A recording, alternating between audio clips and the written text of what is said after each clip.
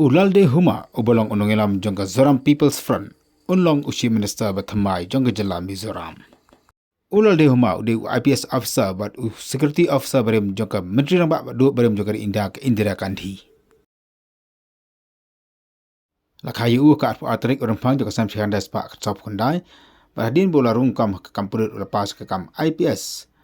Henry ha kasnam siakan daspak propusau ula ini agak kam pulit but ula le election Lok Sabha ha kasnam siakan daspak propusau nak Indian National Congress. Henry ula pet no nak kaseng Congress but diheti kejing pet kejung uru Paulo chat disqualify ne syak penduk no ke jenong MP na Lok Sabha. Ula long ru unong tau jangka parti bertip kum ke Mizoram Nationalist Party ke bahadian kelas no tilang baka Mizoram People's Movement keseng ke bas tilang jeng hindutli keseng apa Mizoram bakal job adu arep nyutli kisid ang dike election MLE ke belong kastem ajar pulai ya ka bakal result dapat mena mentak kesni. Ha kastem ajar khat pra ula le dike artli ki konstituensi ber ula job ber artli ne ula jin tang kau ke konstituensi ke bertip kum ke searchip ha ka ula long ru unong ilam jokal yang persyak. Haus nam ajar rapau ula syak disqualify ni ula syak wen ke jonglong MLE nak daw ke jeng pen Kenya ke anti defection law.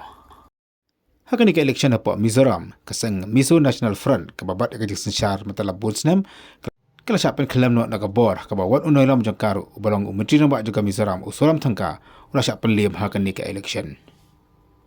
Keseng MNF ke yo tang khandai seat hakan ke election.